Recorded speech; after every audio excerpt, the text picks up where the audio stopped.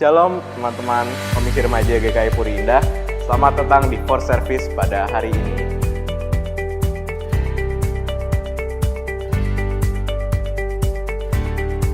Mari kita siapkan hati kita siapkan diri kita untuk menikmati firman Tuhan pada pagi hari ini. Dan jangan lupa teman-teman untuk kita siapkan Alkitab kita agar kita tidak terganggu oleh notifikasi dari gadget kita. Dan juga teman-teman jangan lupa kita siapkan ruangan yang nyaman untuk kita beribadah. Dan teman-teman selamat menikmati ibadah pada hari Minggu pagi ini. Tuhan Yesus memberkati kita semua. Selamat datang teman-teman sekolah minggu yang baru bergabung di Komisi Remaja. Selamat datang di komunitas kami, selamat datang di Force Community. Dan kami menyambut teman-teman dengan sukacita. Dan sekiranya teman-teman ada pertanyaan, pengen tahu tentang Force Community, pengen ikut Force Community atau Force Fellowship, teman-teman bisa menghubungi kami melalui nomor telepon saya yang ada di bawah sini dan juga melalui Instagram Komisi Remaja GKI Puri Indah yang juga ada di bawah sini, dan juga bisa menghubungi Ketua Pengurus Force Community Dwight Fanuel dengan nomor telepon yang ada di bawah sini. Mari bersama-sama teman-teman bergabung dengan kami dan kita bertumbuh bersama di dalam Tuhan. Loving God, loving others, growing together. Force Community.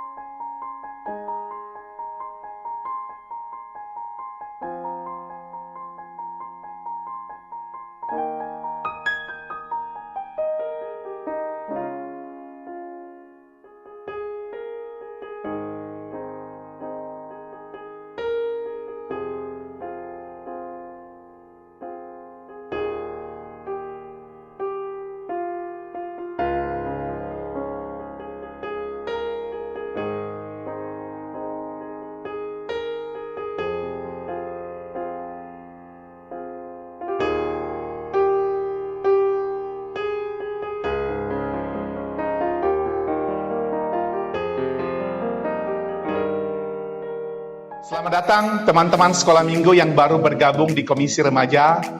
Selamat datang di komunitas kami, selamat datang di Force Community. Dan kami menyambut teman-teman dengan sukacita.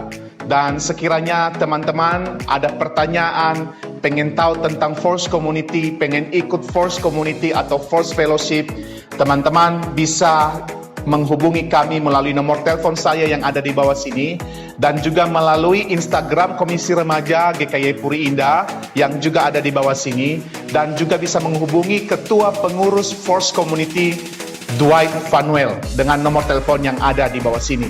Mari bersama-sama teman-teman bergabung dengan kami dan kita bertumbuh bersama di dalam Tuhan.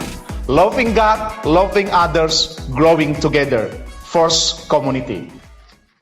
Shalom teman-teman Komisi Remaja GKY Puri Indah. Selamat datang di Force Service pada hari ini.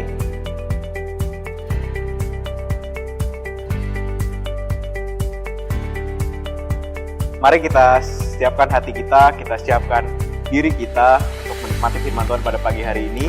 Dan jangan lupa teman-teman untuk kita siapkan Alkitab kita agar kita tidak terganggu oleh notifikasi dari gadget kita.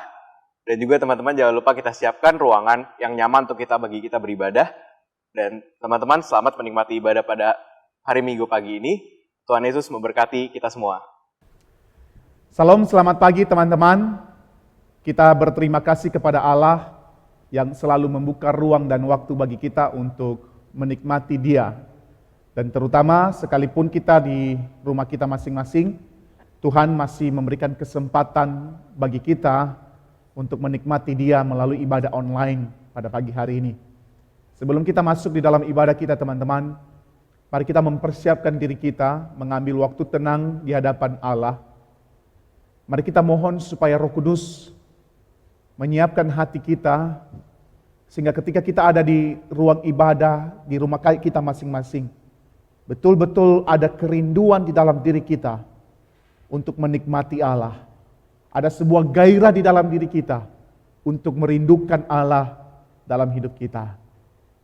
Mari kita mengambil waktu tenang sejenak di hadapan Allah.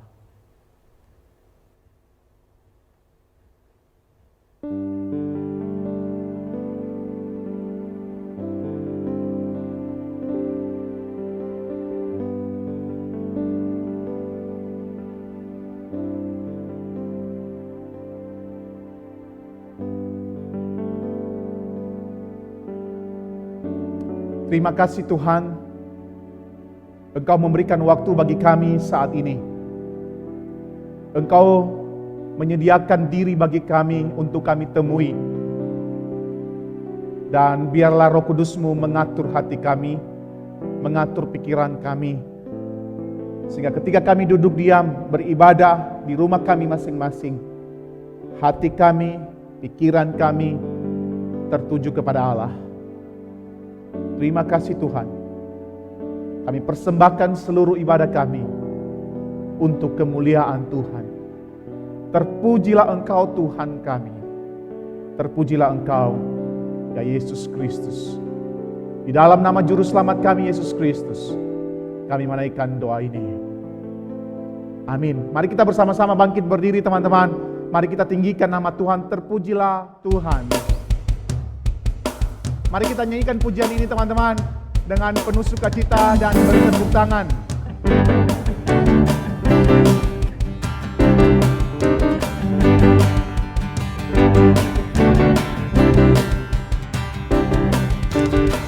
Terpujilah nama-Mu Tuhan, kuat dan penuh kemuliaan. Satu suara kami nyatakan, kebesaran-Mu tetap. Terpujilah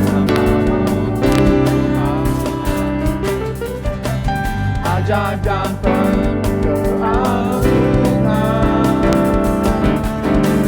Satu hati kami nyatakan, kemuliaan-Mu kekal selamanya.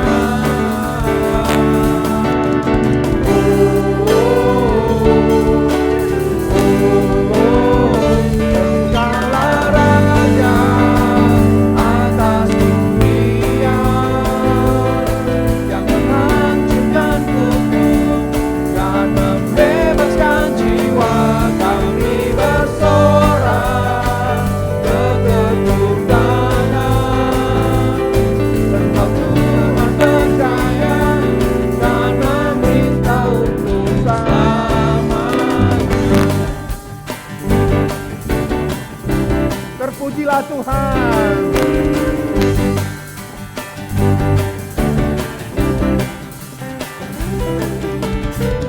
Terpujilah nama-Mu Tuhan, ajaib dan penuh keagungan.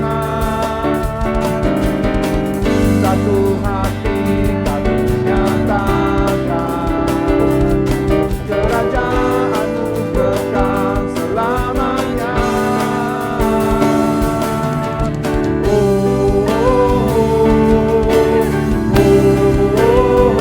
Engkaulah Raja atas dunia, yang menghancurkan hukum dan membebaskan jiwa.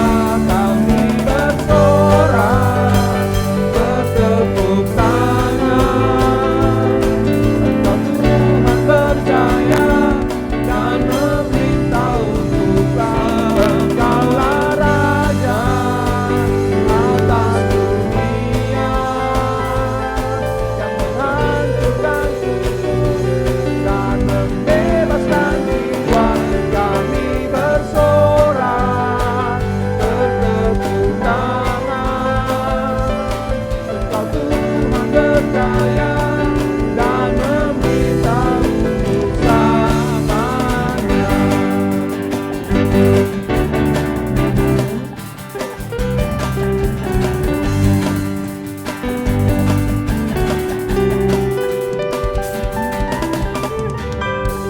Mari kita berikan tepuk tangan untuk Tuhan teman-teman.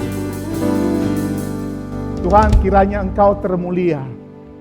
Kiranya nama-Mu ditinggikan di atas segala nama. Dan biarlah segala pujian kami, hormat kami, sujud sembah kami persembahkan kepada Allah Tritunggal yang sudah memberikan hidup kepada kami. Termulia Engkau ya Tuhan. Kau bertata di atas ibadah kami. Biarlah diri-Mu yang dimuliakan atas hidup kami. Di dalam nama Yesus, Juru Selamat kami yang hidup, kami sudah berdoa. Amin. Teman-teman yang dikasihi oleh Tuhan, kita ada hingga hari ini bukan karena kita banyak makan nasi, betul ya Grace ya? Iya. Ya. Bukan karena juga banyak makan babi kan? Betul kan? Tapi kita ada hari ini teman-teman, memang kita karena makan, tapi semua yang terjadi hari ini, saya dan teman-teman bisa melayani hari ini, teman-teman bisa beribadah di rumah, bukan karena kekuatan dan kehebatan saya dan saudara. Tapi semua yang terjadi dalam hidup kita atau semua yang kita lakukan berjalan dengan baik. Semua karena kehebatan Tuhan kita, semua karena anugerah Tuhan kita. Tapi seringkali teman-teman di dalam anugerah yang begitu besar yang kita nikmati setiap hari, kita seringkali mengabaikan Allah yang besar itu. Kita seringkali mengabaikan dan meninggalkan Dia. Kita seringkali lebih mengandalkan kekuatan diri kita yang terbatas. Maka pada pagi hari ini, saya mengajak teman-teman untuk bersama-sama mengakui segala kesalahan di hadapan Allah. Dan mari kita mempersiapkan diri kita dengan menaikkan pujian ini. I am here because of your grace.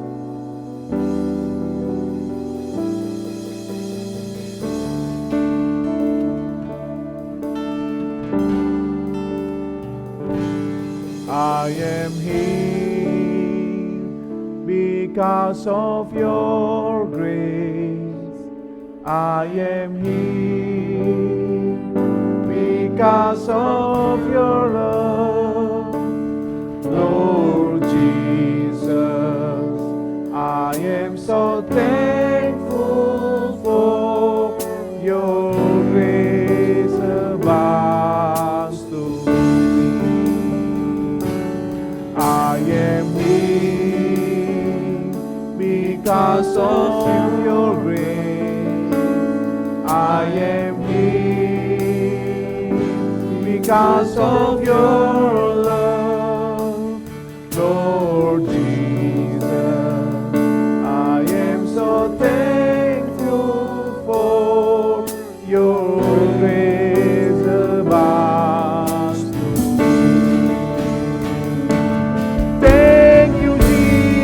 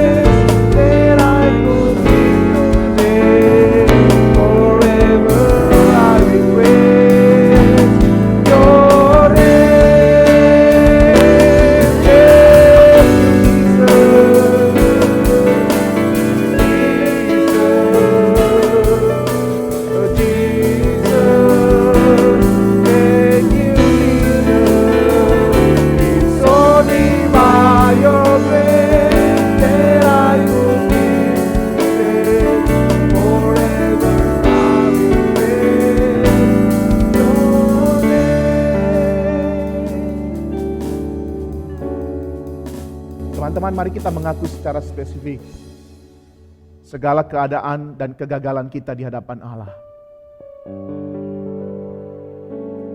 Mari kita mengaku di hadapan Allah yang Maha Pemurah dan punya anugerah. Mengaku segala kebebalan, kesesatan, ketidakmampuan kita mengelola di hidup. Kita mohon kepada Tuhan supaya Dia mengampuni kita dan memberikan kita pengampunan. Tuhan, dengarkanlah setiap hati yang penuh penyesalan oleh karena kegagalan kami melakukan segala perintah-Mu kepada kami. Ampunilah ketidakada niatan di dalam diri kami menuruti segala firman-Mu. Ampunilah hati kami yang degil. Ampunilah hati kami yang bebal. Ampunilah keinginan kami memberontak di hadapan Tuhan. Ampunilah kami Tuhan, dan berikanlah kemampuan kepada kami untuk senantiasa memandang Engkau di dalam kami melakukan segala sesuatu dalam hidup kami. Dengarkanlah doa kami Tuhan, karena di dalam nama anak-Mu Yesus Kristus Juru Selamat kami yang hidup, kami memohon pengampunan. Dalam nama Yesus kami berdoa. Amin. Thank you Jesus. Thank you Jesus.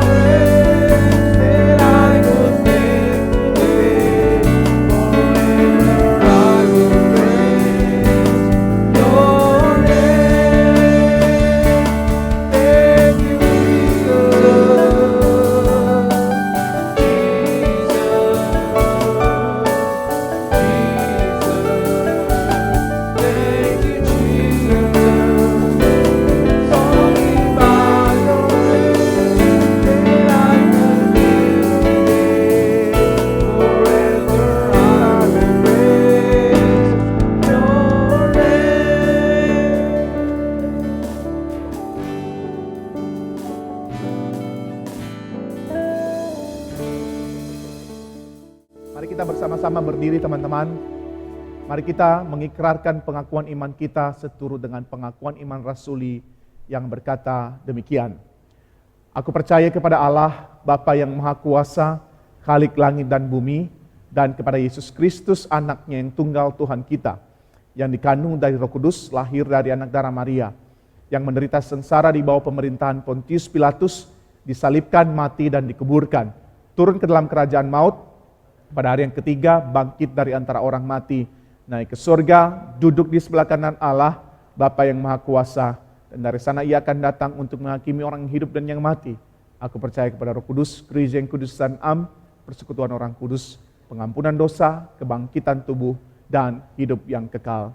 Amin. Teman-teman dipersilakan duduk kembali. Teman-teman yang dikasihi oleh Tuhan, seperti yang saya katakan tadi bahwa kita ada hari ini bukan karena kita banyak makan nasi atau banyak makan babi, betul ya?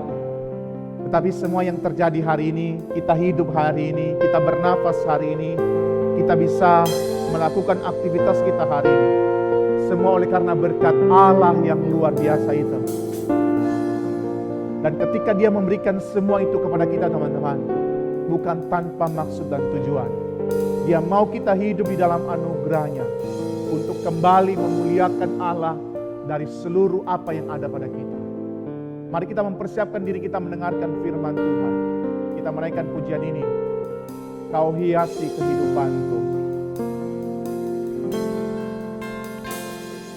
Kau hiasi kehidupanku dengan kemurahan-Mu. Kau rancangkan masa depanku penuh dengan harapan.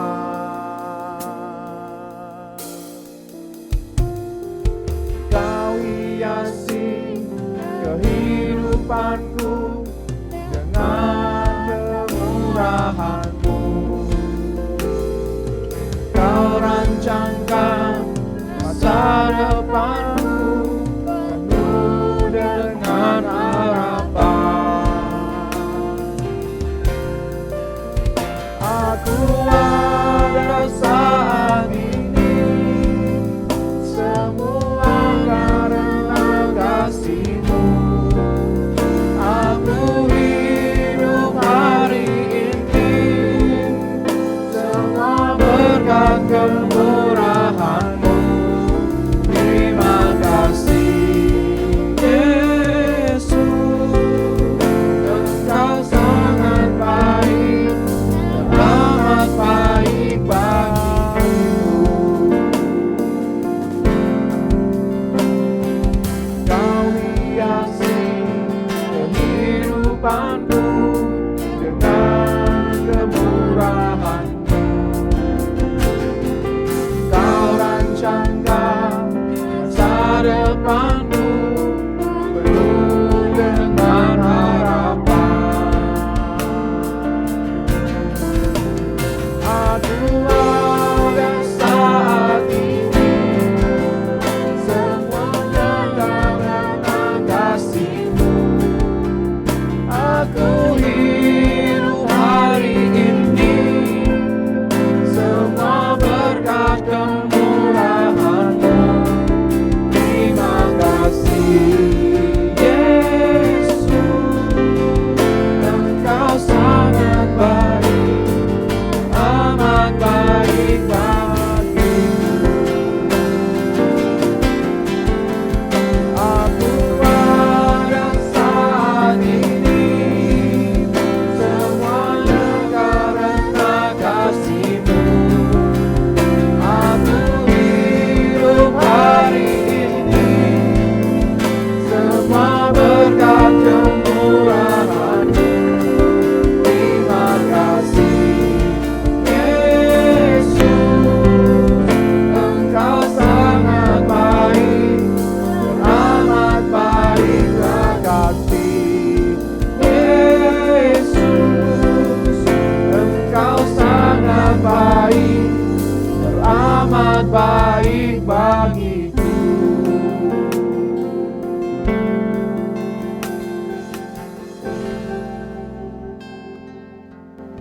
Kepada Kau Johan dipersilakan. Teman-teman yang terkasih di dalam Kristus Yesus, mari kita bersatu hati sebelum kita mendengarkan firman Tuhan. Mari kita berdoa.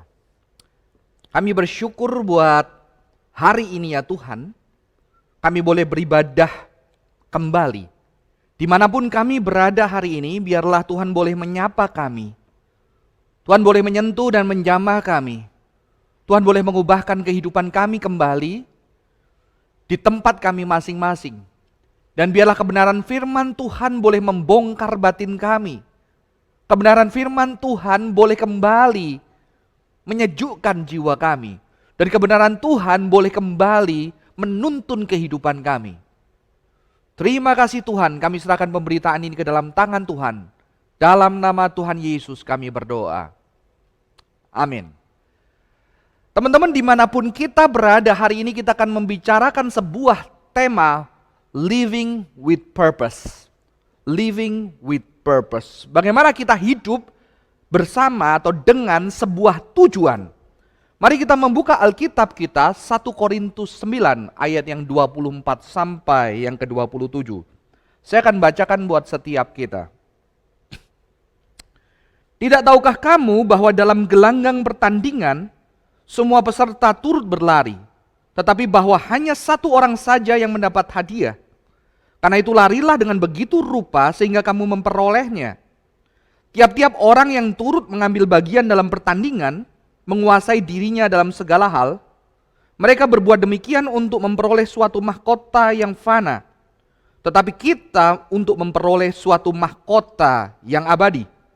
Sebab itu aku tidak berlari tanpa tujuan dan aku bukan petinju yang sembarangan saja memukul. Tetapi aku melatih tubuhku dan menguasainya seluruhnya, supaya sesudah memberitakan Injil kepada orang lain, jangan aku sendiri ditolak. Teman-teman, beberapa tahun yang lalu, 1 tahun yang lalu, saya dikejutkan dengan sebuah berita, dengan sebuah berita bahwa salah seorang murid saya, yang bernama Josephine Fanny Devina, itu mobilnya menabrak sebuah pohon di daerah Karawaci dan dia meninggal.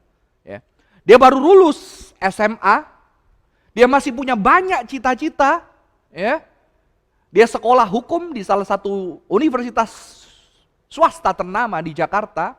dia punya banyak impian, dan dia lagi semangat, dia lagi menikmati bagaimana dia studi, berelasi dengan teman, dia lagi sungguh-sungguh menikmati kehidupan, dan ternyata di dalam sekejap itu hilang.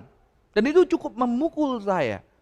Dan di situ saya bertanya, bagaimana kita melihat kondisi ini memikirkan tujuan hidup manusia, teman-teman? Ya, bagaimana kita memikirkan tujuan hidup manusia?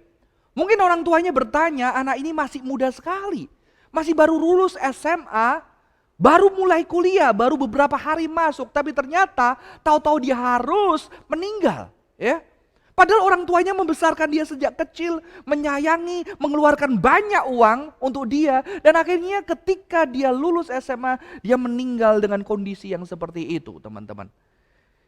Jadi sebetulnya tujuan hidup kita apa, teman-teman? Ya, sedangkan kita tidak tahu berapa lama kita hidup. Ya, kita tidak tahu usia kita berapa. Ya, tidak ada satu orang pun yang tahu di dunia ini berapa lama dia hidup. Dan bagi kita, atau bagi Tuhan, atau bagi kita mungkin kita bertanya, jadi untuk apa Tuhan menghadirkan seorang anaknya seperti Fani tadi? Ya. Dan kita tahu ada anak-anak yang lain, yang mungkin bahkan SD, bahkan baru keluar dari kandungan, dan anak-anak itu harus dipanggil Tuhan. Apa tujuan, saudara-saudara, ketika mereka ada di dunia ini, saudara-saudara? Apakah tanpa sebuah tujuan, tanpa sebuah alasan, dia boleh hadir selama beberapa tahun di dunia ini dengan hidup yang begitu singkat, saudara-saudara? Ya. Dan kalau kita melihat sesuai dengan kondisi zaman ini, mungkin kita akan melihat apa keberhasilan. Ya. Mengapa, saudara-saudara? Karena sebetulnya keberhasilan kita itu didefinisikan oleh dunia ini, ya. Mungkin kita akan menyayangkan, mengapa? Karena dia masih muda, masih banyak masa depan. Dia bisa mencapai hidup yang sukses mungkin. Dia bisa jadi orang yang terkenal, ya. Dia bisa menjadi orang yang berpengaruh. Dia menjadi orang yang diberkati dan menjadi berkat, tapi kasihan sekali. Mengapa baru lulus SMA dan dia harus dipanggil Tuhan? Ya. Saudara-saudara, konsep kita tentang tujuan, konsep kita tentang makna, sebetulnya kalau kita tidak berhati-hati, itu didefinisikan oleh dunia kita, didefinisikan oleh sekeliling kita. Ya. Di sini saya mengutip seorang ahli sosiolog yang bernama Arlie Russell, saudara-saudara. Dia mengatakan seperti ini, under capitalism, human emotion are commodified. Jadi di dalam budaya kapitalis industri, ya, sebuah budaya yang dihasilkan karena perkembangan industri yang begitu pesat, ternyata emosi manusia itu dikomodifikasi. Artinya apa? Ternyata di dalam budaya industri, untuk industri itu bisa berjalan dengan cepat, dia harus memodifikasi, ya, emosi manusia supaya apa? Supaya benda-benda itu bisa dijual, supaya industri-industri hiburan itu bisa tetap berjalan, supaya bisa menghasilkan profit. Maka masyarakat harus dimodifikasi, dibentuk supaya apa? Supaya mereka bisa menyambut industri, ya. Maka kebutuhan-kebutuhan kita bisa diubahkan menjadi hasrat kita bisa diubahkan menjadi kebutuhan. Sehingga walaupun kita memiliki benda tertentu dan benda itu masih bisa kita pakai, tapi kita sudah dilatih, sudah dimodifikasi untuk membeli yang lebih baru, membeli yang lebih terbaru, saudara-saudara. Jadi ada modifikasi emosi manusia, dengan begitu kita akan merasa puas, kita merasa up to date, kita merasa tidak ketinggalan zaman, saudara-saudara. Dan di sini saya mau mengatakan lebih dalam bahwa sebetulnya yang dikomodifikasi, ya, yang dimodifikasi bukan hanya emosi kita, ya, tetapi tujuan hidup kita, ya, gaya hidup kita, saudara-saudara, ya, nilai hidup kita. Demi apa? Demi sebuah sistem bisnis, sistem ekonomi kapitalis bisa berjalan, bisa terus roda itu berputar. Karena kalau tidak, maka industri-industri itu akan hancur, saudara-saudara. Ya. Celakanya adalah apa? Ketika dunia dengan gaya hidup, dengan hiburan, dengan sosial media memodifikasi, membentuk bahkan nilai-nilai hidup, gaya hidup, dan yang terutama yang kita bicarakan hari ini adalah apa? Purpose, tujuan hidup kita. Dan akhirnya sekalipun kita menjadi orang Kristen, ternyata kita tetap hidup seperti orang yang tidak percaya. Kita punya nilai-nilai yang sama. Kita punya tujuan hidup yang sama. Kita hidup dengan cara yang sama. Saudara-saudara, ini sesuatu yang serius saudara-saudara ya. Karena tujuan hidup kita pun bisa dimodifikasi. Dan maka tidak heran kita sulit melihat. Seperti Fani tadi, apa tujuan hidupnya? Dia tidak berhasil, dia belum sukses. Dia belum menjadi sesuatu. Dia belum membanggakan orang tuanya. Dia belum mencapai sesuatu. Apakah dia orang sukses? Nanti saya akan menjawab pertanyaan ini saudara-saudara ya. Dan celakanya saudara-saudara, saya boleh sebut tujuan ini sebagai pseudo purpose. Pseudo itu sesuatu yang bayang-bayang, sesuatu yang samar, sesuatu yang tidak jelas, tapi dia menjadi purpose. Jadi budaya kita membentuk sebuah purpose yang kita bisa yakini dan akhirnya kita menghidupi, kita mengejar purpose itu, tapi sejatinya itu pseudo, itu bayang-bayang, itu kosong saudara-saudara. Ya. Dan industri kapitalisme berhasil dengan social media, dengan iklan, dengan lifestyle, dengan tokoh-tokoh yang juga mengiklankan benda-benda produksi tertentu, berhasil membentuk pseudo purpose. Ya. Dan akhirnya banyak orang dari agama apapun, dari kepercayaan apapun mengejar pseudo purpose ini saudara-saudara. Dengan sebuah harapan apa? Ketika aku bisa mendapatkan apa tujuan ini, maka aku mungkin bahagia. Ya. Dan kita tahu orang-orang yang disebut berhasil oleh zaman ini tidak banyak.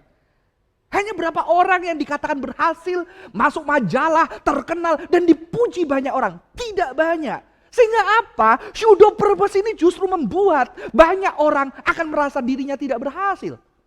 Ya, karena tidak banyak yang berhasil saudara-saudara. Dan lebih celaka lagi, ketika kita sedang menghidupi pseudo purpose ini, kita apa saudara-saudara? Kita menggunakan diri kita sehari-hari, kita melatih diri kita, melatih tubuh kita, memaksa diri kita untuk mencapai yang sesuatu yang semu yang diciptakan oleh budaya dunia ini. Ini mengerikan. Ya. Akhirnya kita hanya memakai hidup kita.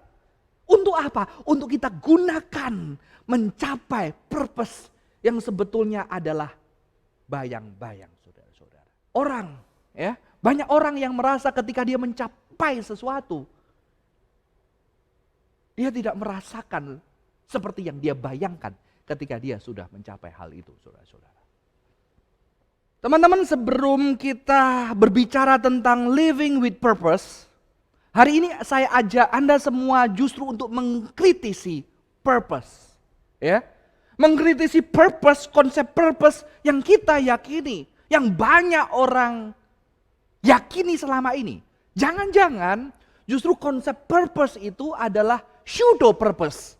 Yaitu purpose yang apa? Purpose yang diciptakan oleh budaya kapitalisme industri. Yang mungkin dipercayai orang tua kita, yang dipercayai teman kita, bahkan dipercayai guru kita, bahkan dipercayai teman-teman sepelayanan kita di gereja teman-teman. Saya akan ajak melihat ini dan mengkritisi ini dengan firman yang kita baca dari pergumulan Paulus. Dan kalau kita melihat tadi, Paulus mengambil dari kondisi jemaat Korintus yang akan kita bicarakan saudara-saudara.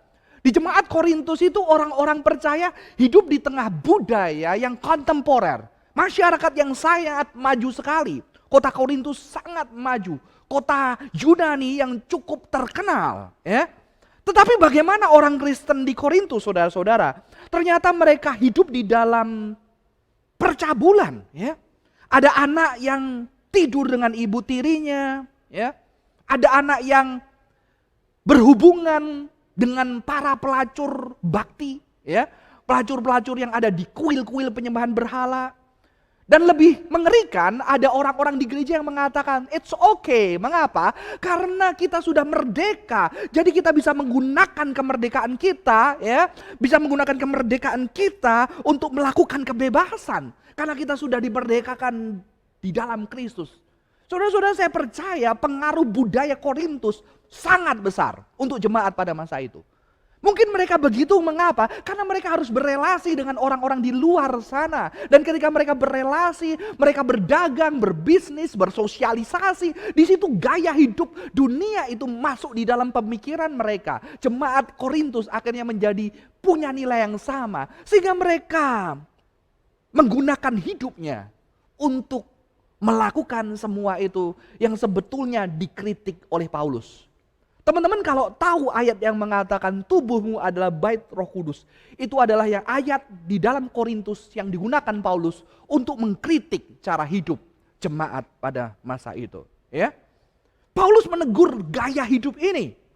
Ya, dia mengatakan bahwa tubuhmu adalah bait Roh Kudus, sudah lunas dibayar, ya, sudah ditebus oleh darah Yesus. Dan ternyata di ayat yang kita baca tadi, Paulus juga memberikan contoh, dia punya purpose di dalam hidupnya. Dia punya nilai, dia punya tujuan yang harus dicapai. Tapi berbeda dari jemaat Korintus. Mengapa? Jemaat Korintus mungkin punya tujuan bersosialisasi di dalam masyarakat, bergaul, hidup dengan baik. Tetapi akhirnya mereka mengorbankan hidup mereka. Mereka kehilangan diri mereka. Ya. Tapi di sini Paulus mengajarkan ada purpose yang lain. Ya. Karena Paulus adalah orang yang hidup dengan purpose, saudara-saudara.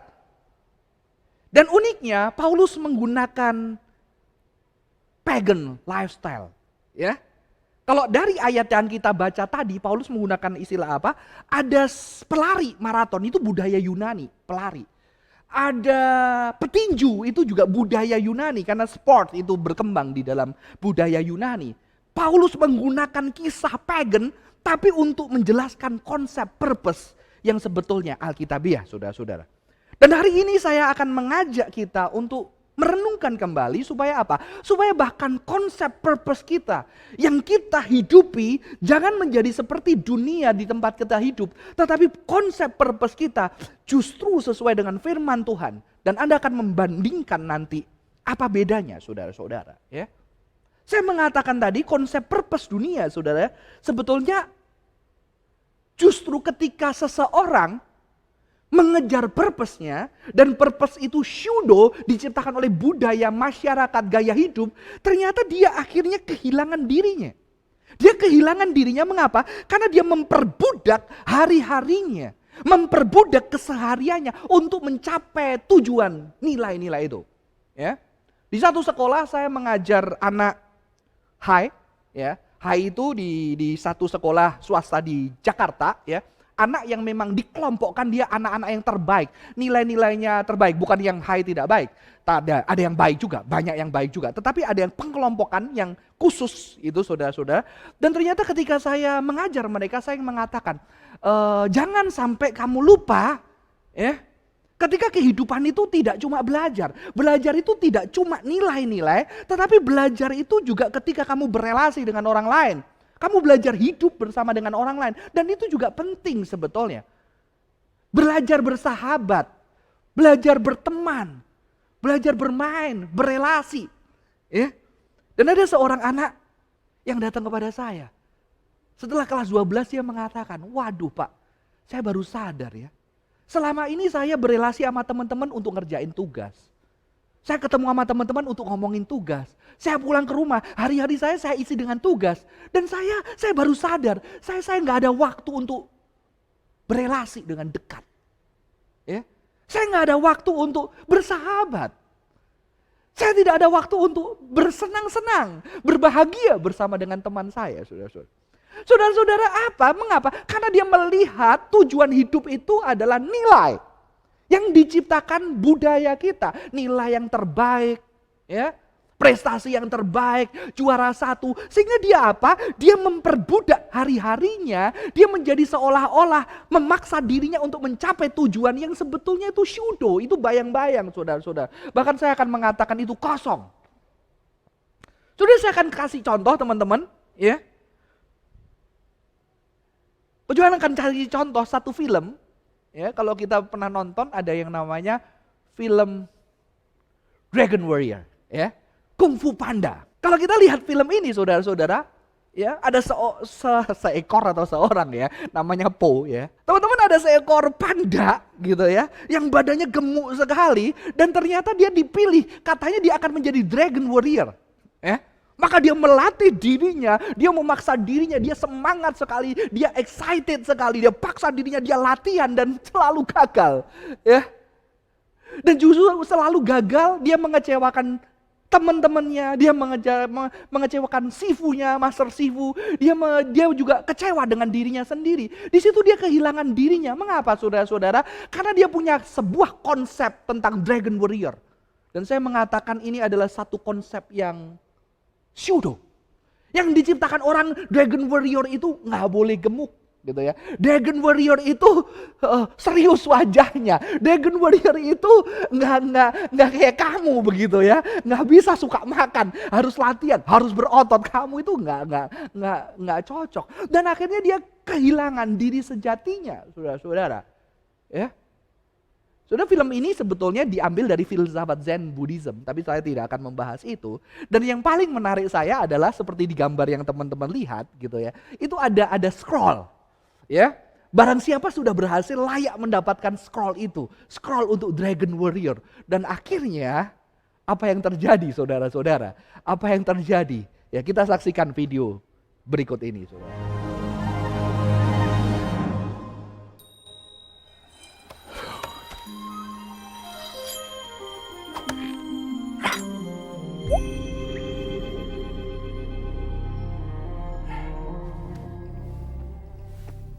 Behold the dragon scroll. It is yours. Wait, what happens when I read it? No one knows, but legend says you will be able to hear a butterfly's wing beat. Whoa, really? That's cool. Yes, and see light in the deepest cave. You will feel the universe in motion around you. Wow! Can I punch through walls? Can I do a quadruple backflip? Focus. Will I have invisibility? Focus. Huh? Focus. Oh yeah. Read it, Poe, and fulfill your destiny. Read it and become the Dragon Warrior. Whoa!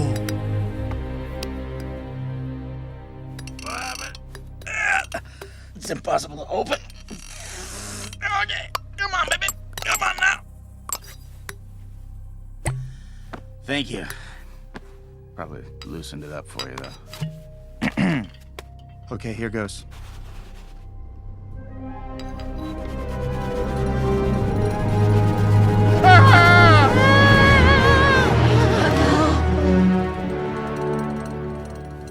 It's blank.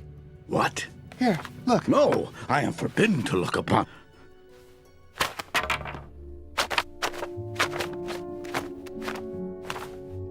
Blank. I don't understand. Okay. So like, Oogway was just a crazy old turtle after all. No, Oogway was wiser than us all. Oh, come on! Face it, he picked me by accident. Of course I'm not the Dragon Warrior. Who am I kidding? But who will stop Tai Lung? He'll destroy everything and everyone. Yang kedua teman-teman, saya akan membacakan salah satu ayat Paulus yang sangat terkenal. Paulus di dalam Filipi 1 ayat 21 sampai 24 mengatakan demikian. Bagiku hidup adalah Kristus dan mati adalah keuntungan. Tetapi jika aku harus hidup di dunia ini, itu berarti bagiku bekerja memberi buah. Aku didesak dari dua pihak. Aku ingin pergi dan diam bersama-sama dengan Kristus. Itu memang lebih baik. Tetapi lebih perlu untuk tinggal di dunia ini karena kamu. Saya akan memfokuskan di dalam perkataan Paulus yang mengatakan hidup adalah Kristus dan mati adalah keuntungan. Ternyata kehidupan seorang percaya yang memiliki tujuan, dia tidak lagi takut apakah dia harus mati ataupun dia harus hidup. Ya, sehingga Paulus mengatakan hidup adalah Kristus. Itu berarti sesuatu yang penting saudara-saudara. Tapi di saat yang sama ketika dia harus mati, itu adalah keuntungan. Jadi baik hidup dan mati, dia menyongsong itu dengan keberanian. Ya, Jadi purpose di dalam kekristenan mengafirmasi kehidupan dan kematian. Saudara-saudara. Saudara, manusia itu ketika hidup, dia harus tahu ketika dia hidup, ternyata hidup di dunia ini ada bagian yang namanya kematian. Ketika orang takut mati biasanya, dia tidak akan bisa hidup dengan baik. Ya. Dan ketika orang bisa hidup dengan baik, harusnya dia juga tidak takut mati, saudara-saudara. Saya akan mengutip seorang filosof yang bernama Heidegger. Dia mengatakan justru ketika kita memikirkan kematian, kita memikirkan hidup kita lebih serius lagi, saudara-saudara. Kita memikirkan hidup kita lebih serius lagi. Dan banyak sekali, ya, banyak sekali tokoh filsafat yang mengatakan, apa itu filsafat? Filsafat adalah mempersiapkan diri untuk mati, saudara-saudara. Maka kekristenan adalah salah satu agama yang menyongsong kematian. Bahkan kita juga menyaksikan kematian Kristus, ya, sebagai sesuatu yang juga penting di dalam tradisi kekristenan kita, teman-teman. Ya. Jadi ternyata ketika orang menurut Heidegger merenungkan kematian, dia akan tahu makna lebih dalam. Mengapa, saudara-saudara? Kalau saudara-saudara berpikir, teman-teman berpikir nanti 2 jam Anda mati, apa yang Anda lakukan? Saya yakin kita tidak akan mengerjakan PR online gitu ya. Saya yakin tidak akan, mungkin kita tidak memainkan game. Mungkin Anda akan mencari orang-orang yang terdekat Anda untuk terakhir kalinya Anda mendekap, berbicara atau mengatakan sorry atau memberikan pesan-pesan yang terakhir, teman-teman. Mengapa? Ketika kematian itu kita terima sebagai sebuah realitas, kita memikirkan ulang apa itu kehidupan yang bermakna.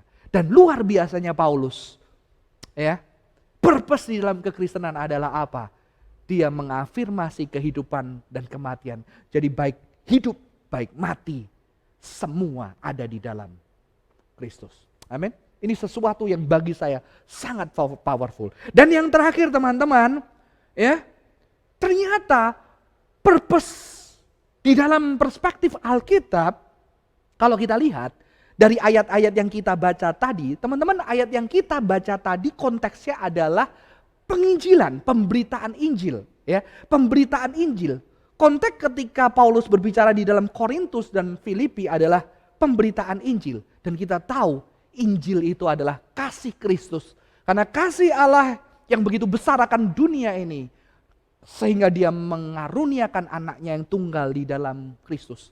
Dan firman Tuhan yang terutama adalah kasih. Jadi sebetulnya purpose kekristenan yang tertinggi adalah yaitu mengafirmasi kasih. Dan ketika kita berbicara mengafirmasi kasih, saudara-saudara, itu bukan berbicara di masa depan. Nanti aku akan mengasihi, aku akan berhasil dan mengasihi. No, begitu itu berbicara kasih, itu berbicara hari ini, saudara-saudara.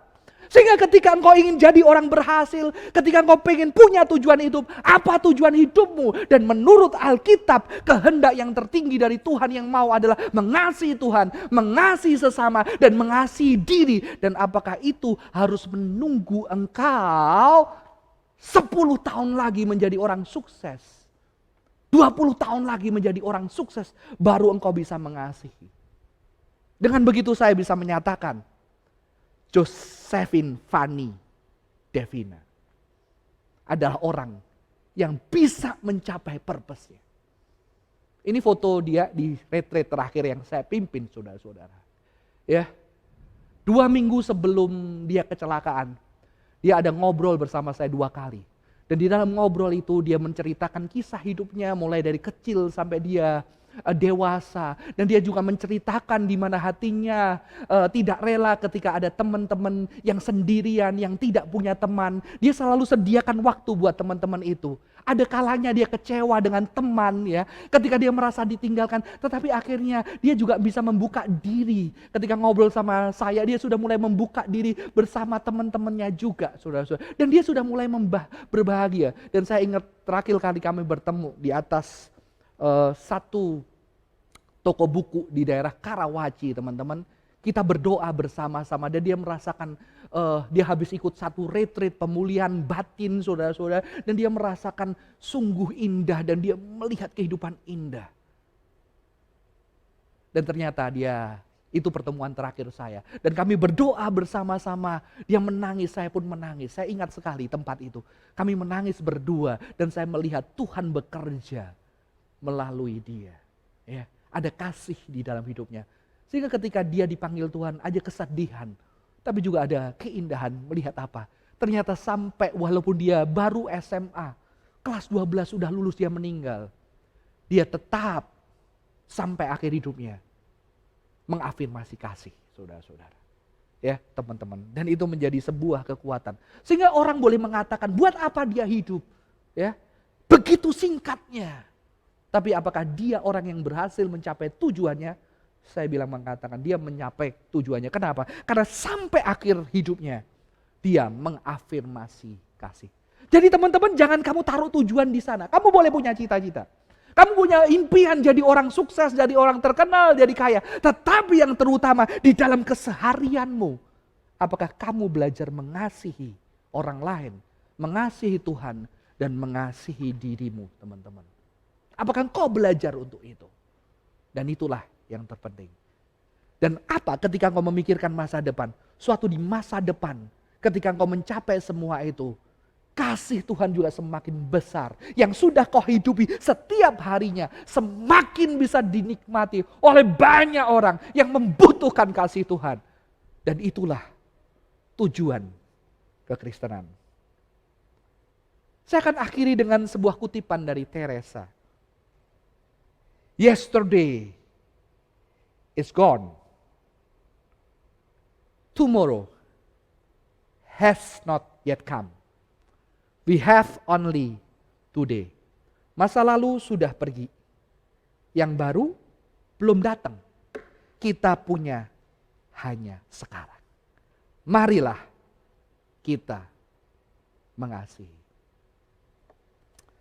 Semoga ini boleh memberkati setiap kita. Dan kasih itulah yang membuat Mother Teresa, seorang wanita muda yang menyerahkan hidupnya buat Tuhan. Dan akhirnya dikenal sebagai Mother Teresa. Saya mengatakan kepada anak-anak, apakah Mother Teresa ketika dia usia 17-18 tahun menyambut panggilan Tuhan, dia membayangkan, aku nanti ke depan punya purpose akan menjadi orang yang terkenal, dikenal ke seluruh dunia sebagai mother yang penuh dengan kebaikan. I don't think so. I don't think so. Inilah purpose yang dunia ajarkan. Kamu akan dikenal, kejarlah itu. Tidak. Saya yakin Mother Teresa hidup dengan sebuah kerinduan menyenangkan Tuhan. Kerinduan mengasihi sesamanya. Kerinduan berbuat sesuatu di dunia ini. Dan dia melakukan itu di dalam kesehariannya. Dan saudara tahu apa yang dilakukan? Memandikan anak, memberi makan, menyuapin, merawat yang sakit. Sesuatu yang dilakukan sederhana, yang tidak membanggakan bagi banyak orang. Seperti suster. Ketika ada orang diselokan, diangkat, dimandiin, dan besoknya mungkin kadang-kadang meninggal. Tidak dilihat. Tidak dipandang sesuatu yang rendah mungkin menurut kita. Tapi dia melakukan itu dengan cinta kepada Tuhan, cinta kepada sesama, dan kerinduan melakukan sesuatu. Dan saudara tahu, ketika bertahun-tahun dia lakukan, akhirnya dunia melihat ada seorang wanita yang luar biasa. Yang mungkin tidak cantik, tapi dari kerut-kerutan wajahnya ada Kristus di sana. Mungkin Mother Teresa syok. Ya, dunia kenal aku sekarang. Tapi pertanyaan saya, kalau dunia tidak mengenal dia sebagai Mother Teresa, apakah dia tetap melakukannya? Saya percaya dia tetap melakukannya. Itulah purpose saudara-saudara di dalam kekinian, ya, mengafirmasi kekinian, tidak takut akan kematian atau kehidupan, dan mengafirmasi kasih di dalam keseharian. Belajarlah mengasihi sekarang di rumah Anda, di dalam relasi dengan teman-teman Anda, dengan relasi dengan diri Anda sendiri. Biarlah kasih Kristus boleh mengubahkan. Mari kita bersatu hati di dalam doa. Tuhan, kami bersyukur buat hari ini. Berkati rekan-rekan yang mendengarkan firman Tuhan. Biarlah mereka tahu, mereka punya hari ini. Mereka selalu punya hari ini. Dan biarlah mereka boleh menghargai hari ini setiap waktunya dengan mengafirmasi keseharian mereka di dalam terang kebenaran firman Tuhan. Dengan merenungkan kehidupan dan kematian dan mengafirmasi kehidupan dan kematian di dalam kebenaran firman Tuhan. Terutama mengafirmasi kasih Kristus di dalam keseharian mereka. Berkati kami Tuhan. Mungkin banyak anak-anak yang masih muda punya banyak impian ingin menjadi sukses. Dan biarlah di dalam perjalanan ini semakin kau murnikan untuk mereka juga boleh melihat ketika nanti mereka sukses. Ada kasih Tuhan yang bisa Tuhan nyatakan melalui kehidupan mereka. Dan kasih Tuhan itu harus mereka mulai nyatakan sehari-hari mulai hari ini Tuhan. Berkati anak-anakmu. Di dalam nama Tuhan Yesus kami berdoa. Amin. Tuhan Yesus memberkati. Kasih kepada Ko Johan yang sudah menyampaikan firman Tuhan. Dan saatnya teman-teman kita mengembalikan segala harta benda kita melalui uang yang Tuhan titipkan melalui orang tua kita lalu diberikan kepada kita. Kembali kita persembahkan kepada Tuhan. Bagi teman-teman yang memberikan persembahan, silakan di bagian akhir tambah kode 2. Untuk 5.000 berikanlah 5.002 atau 10.000 10.002. Sambil persembahan kita transfer teman-teman, mari kita menaikkan pujian ini, Ku hidup bagimu, sebagai komitmen kita untuk hidup di dalam Tuhan sampai Tuhan memanggil kita kembali ke pangkuannya. Kita naikkan pujian ini teman-teman.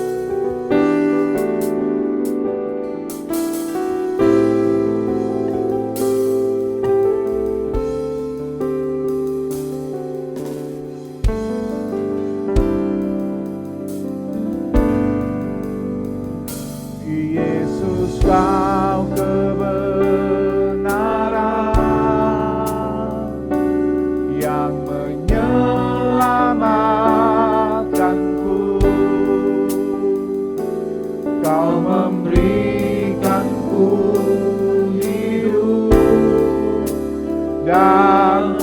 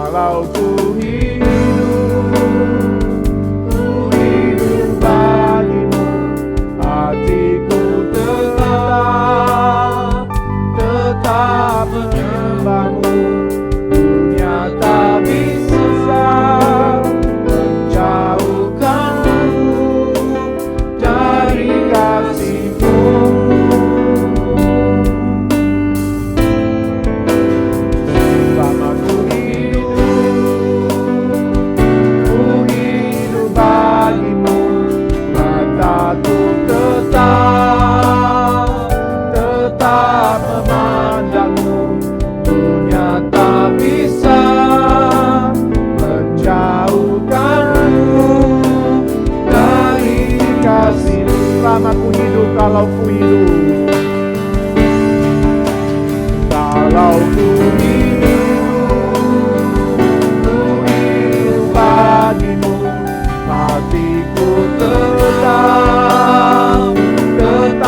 menyembahmu. Dunia tak bisa menjauhkanmu dari kasih-Mu.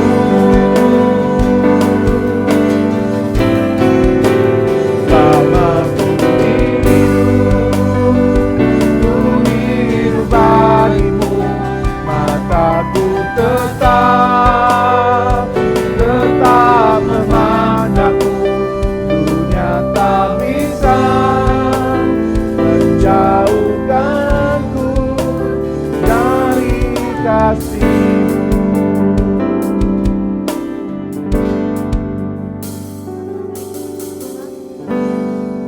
Tuhan Yesus yang baik, terima kasih karena Engkau masih memberikan kami kesempatan untuk beribadah meskipun kami berada di rumah kami masing-masing. Tuhan, kami telah memberikan sebagian dari apa yang kami punya. Tolong Engkau berkati uang ini agar bisa memperbesar kerajaan-Mu di bumi. Terima kasih Tuhan, dalam nama Tuhan Yesus kami berdoa, amin. Kami juga mengundang teman-teman untuk mengikuti program-program Korem, yaitu yang pertama ada Gemas, gerakan membaca Alkitab bersama yang kita adakan tiap hari teman-teman. Kemudian yang kedua ada Fellowship yang kita adakan tiap hari Sabtu, pukul 2 waktu Indonesia bagian Barat. Itu saja teman-teman, Tuhan memberkati. Teman-teman, mari kita bangkit berdiri, mari kita mengakhiri kebaktian kita pada hari ini. Mari kita berdoa. Tuhan, kiranya Engkau yang terus membangkitkan gairah kami untuk mencintai Engkau.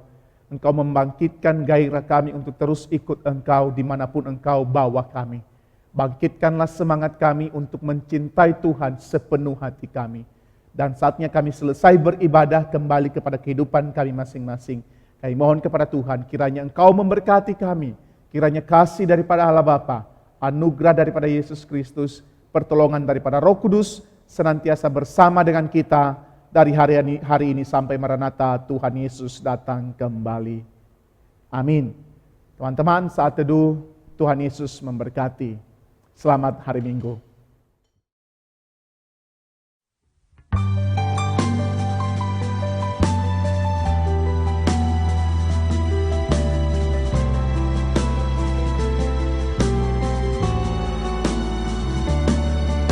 Tuhan, Kau pernah ada di tengah manusia, berjalan di antara manusia berdosa, menyembuhkan yang luka, mengangkat yang jatuh, melepaskan yang terikat dalam dosa. Tuhan, telah ku rasakan indahnya kasih-Mu, tak mungkin hanya ku simpan berdiam diri. Bawalah aku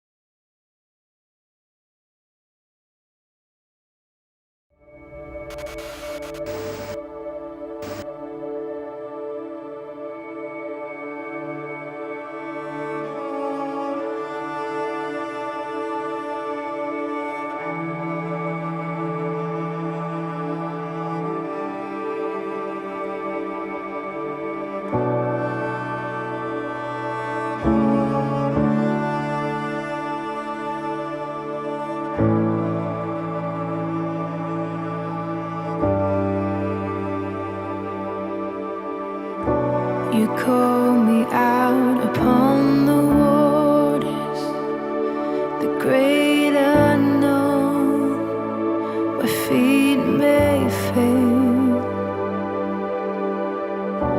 And there I find you in the mystery, in oceans deep, my faith will stand.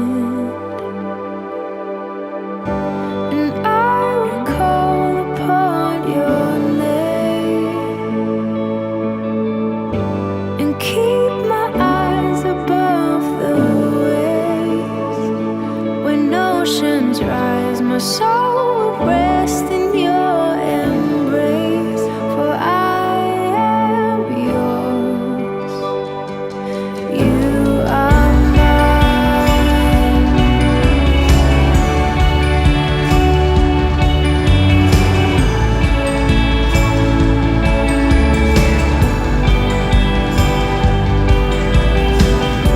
Your grace abounds in deepest waters. Sovereign hand will be my guide. My feet may fail and fear surrounds me. You've never failed, and you won't stop now. So I will call upon your name and keep my eyes above the waves.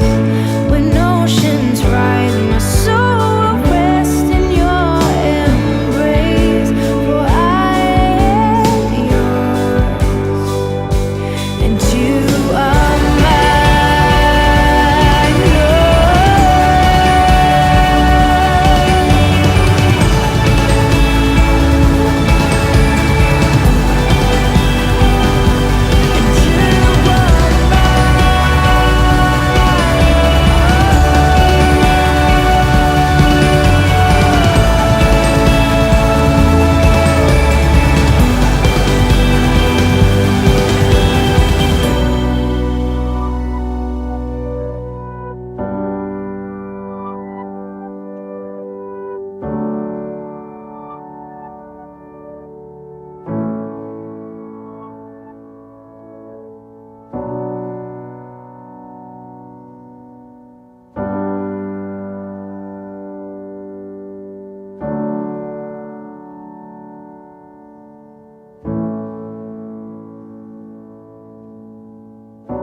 Spirit, lead me where my trust is without borders.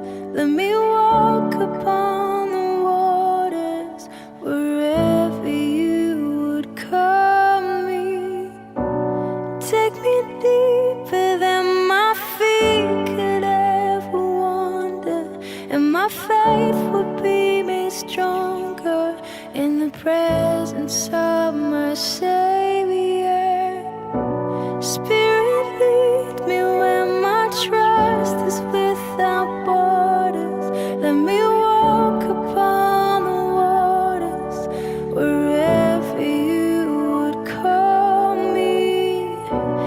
Take me deeper than my feet could ever wander, and my faith will be made stronger in the presence of my Savior. Spirit, lead me where my trust is without borders. Let me walk upon the waters wherever you would call me. Take me deeper than my feet could ever